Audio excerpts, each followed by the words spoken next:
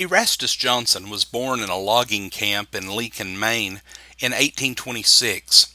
After growing up and teaching school for about 6 years, at the age of 23, he began preparing to become a gospel preacher.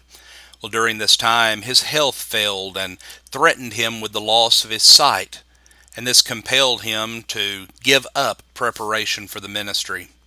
On the advice of his physician, he took a sea voyage, embarking on the ship the Gold Hunter, en route from New York to California.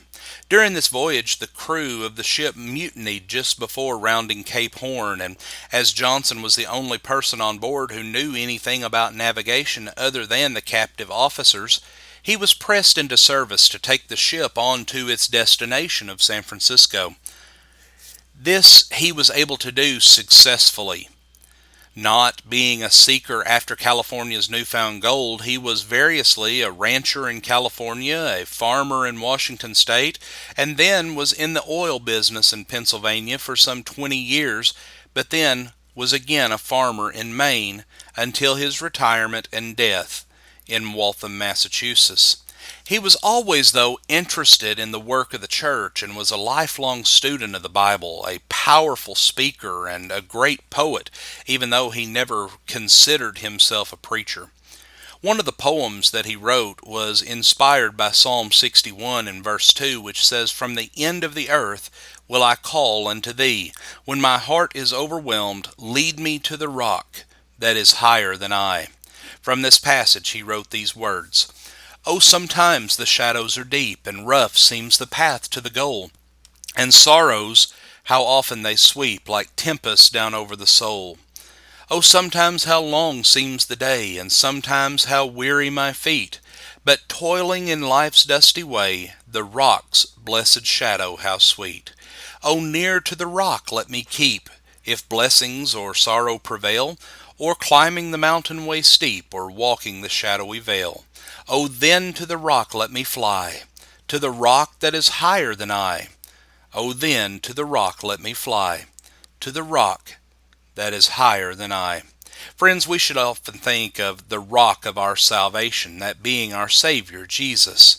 But in what ways is Jesus higher than I? Well, when we consider the deity of Christ, we see that he is higher than I.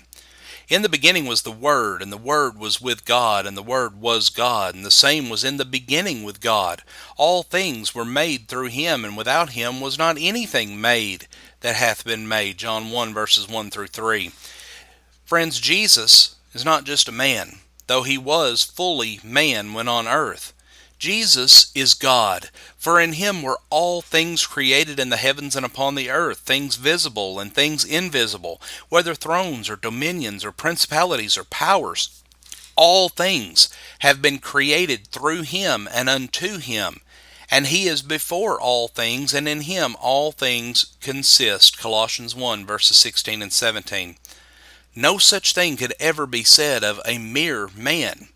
Truly, Jesus, the rock of our salvation, is higher than I because of his deity.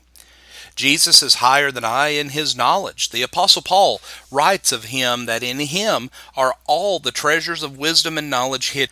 Colossians 2 and verse 3. Isaiah wrote of the coming Messiah, "And the Spirit of Jehovah shall rest upon him, the Spirit of wisdom and understanding, the Spirit of counsel and might, the Spirit of knowledge and the fear of Jehovah." Isaiah 11 and verse 2. Jesus knows much more than I could ever know.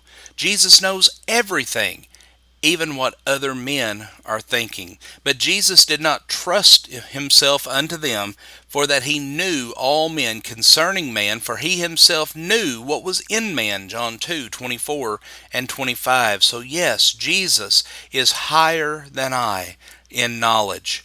Also, Jesus is higher than I in power. Fact of the matter is, he has all power. And Jesus came to them and spake unto them, saying, "All authority hath been given unto me in heaven and on earth." Matthew 28 and verse 18. Friends, I can't say that. Can you? The New Testament teaches that Jesus' power is so complete that he is able even to subject all things unto himself. Philippians 3 and verse 21. For in him dwelleth all the fullness of the Godhead bodily. Friends, we also see that Jesus is higher than I in that he is an object of men's faith and is worthy of worship. And Jesus is higher than I, because he is the only way to God. Jesus said, I am the way, the truth, and the life. No one cometh unto the Father but by me. Yes, friends, truly, we need to be led to the rock that is higher than I. Thank you for joining us for our program today, and have a blessed day.